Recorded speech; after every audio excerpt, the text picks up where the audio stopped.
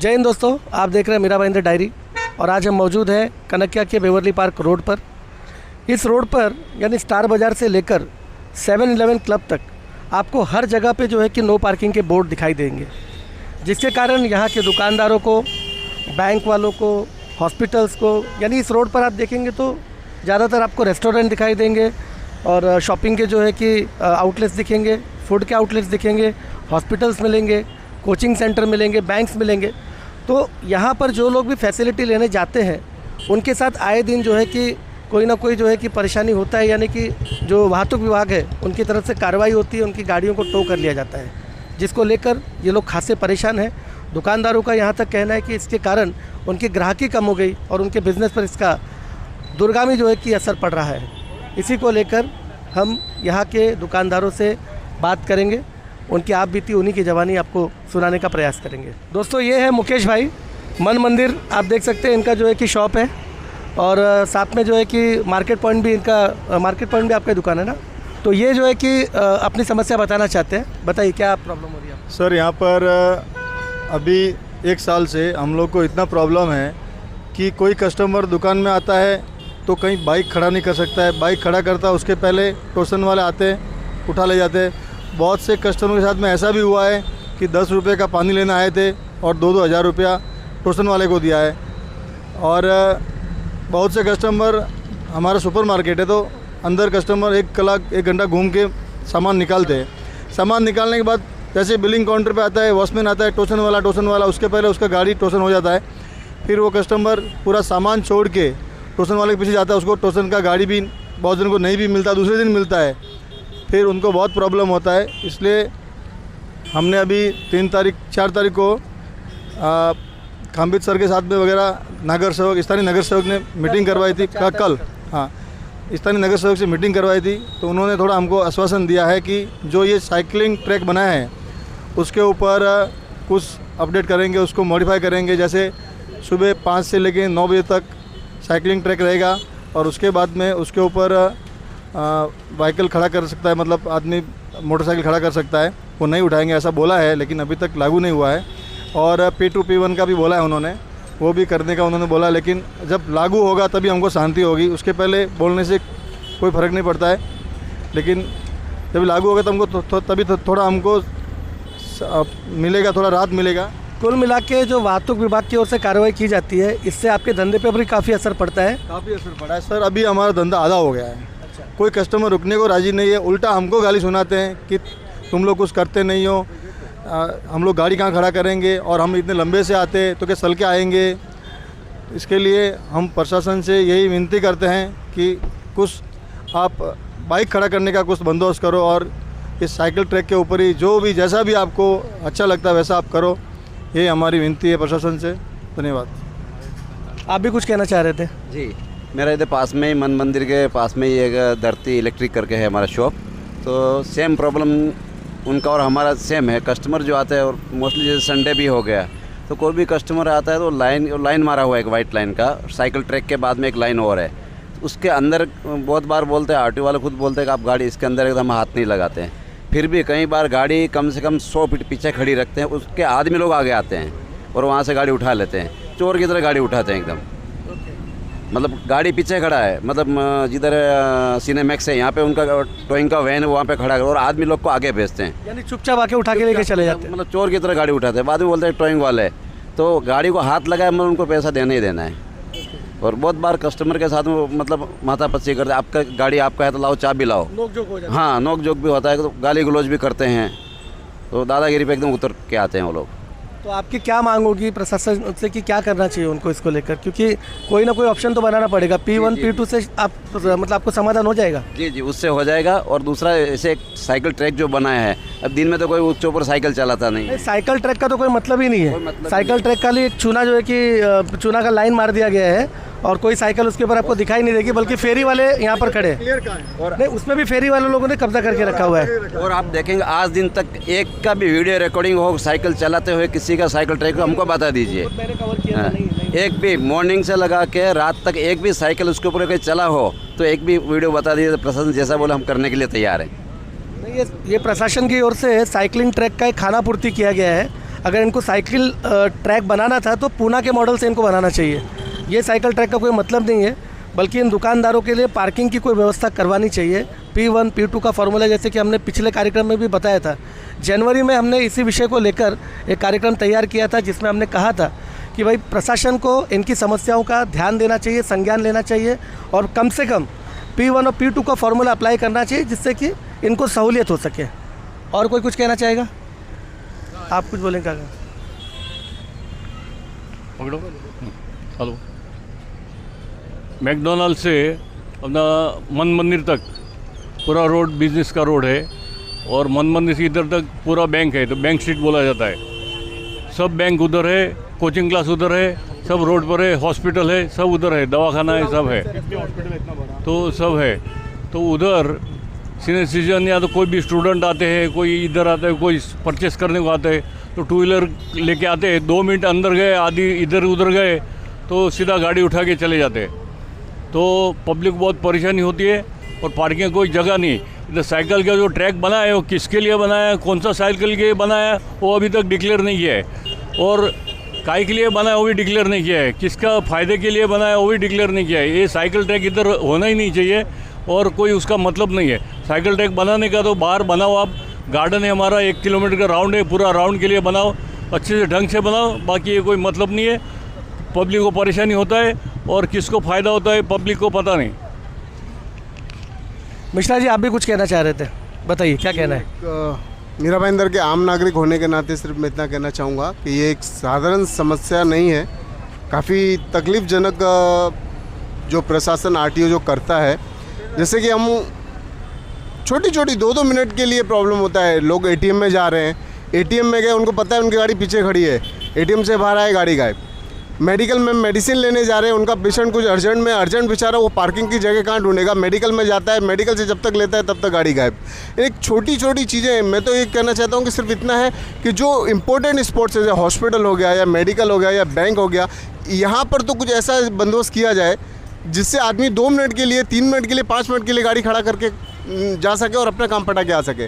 या तो प्रशासन को हमेशा के लिए मीरा भाईंदर के हर रोड के ऊपर P1 और P2 की एक सुविधा जो होती है वो करके रखना चाहिए, जिससे कि आदमी को ये पता चले कि भाई मुझे आज इधर गाड़ी पार्क करना है, उधर गाड़ी पार्क करना है। ये जो नॉर्मल समस्या है जिससे आम जनता सभी त्रस्त है, इस सुविधा के ऊपर, इस प्रॉब्लम को लेकर हमारे क्षेत्र के नगर सेवक संजय थरेड़ी जी ने भी इस मुद्दे को उठाया, और बहुत ही सराहनीय काम है। मैं उनकी भी बहुत उनका मैं धन्यवाद बोलता हूँ उनको, कि ये जो एक बहुत बड़ी समस्या थी जो उन्होंने राहत दिलाई है।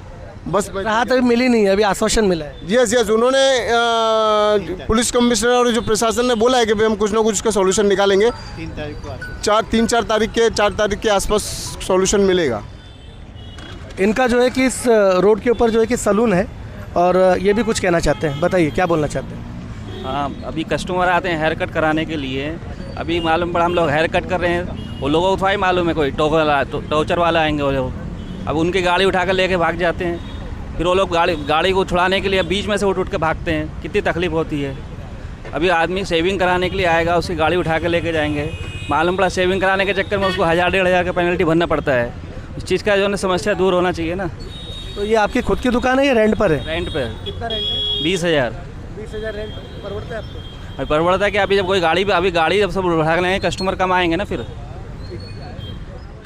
इसी विषय को लेकर हमारे बीच में यहाँ के स्थानीय नगर सेवक श्री संजय थराड़े जी मौजूद हैं। आइए उनसे जानते हैं कि उनकी तरफ से क्या पाठ पुरावा किया जा रहा है इस समस्या के समाधान को लेकर।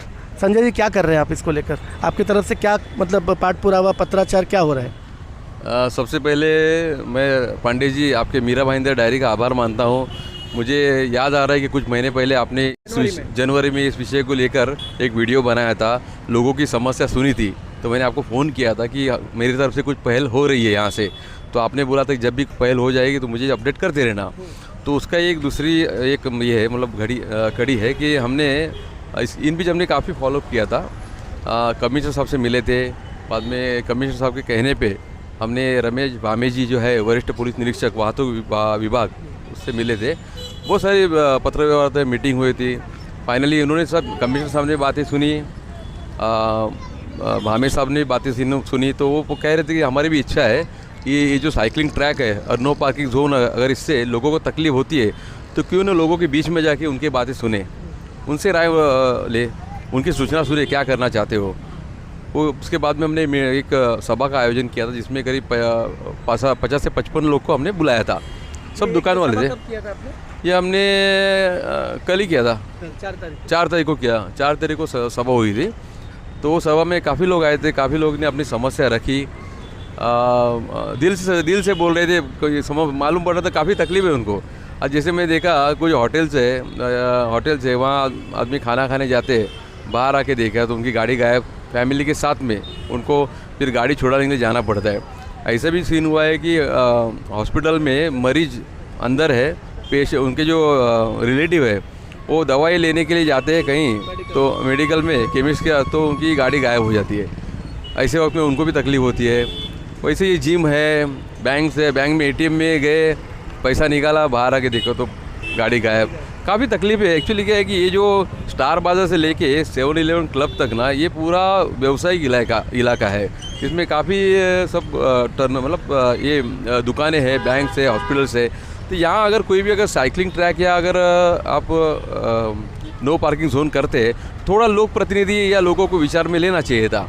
एनीवे फिर भी अगर लोग साइकिलिंग ट्रैक किए तो उनका उद्देश्य अच्छा था कि लोगों को साइकिलिंग के प्रति प्रोत्साहित करे, लेकिन उसमें क्या हुआ कि साइकिलिंग वाले कोई दिखते ही नहीं इधर, और उस पर भी फेरी वाले ने कब्जा करके रखा है।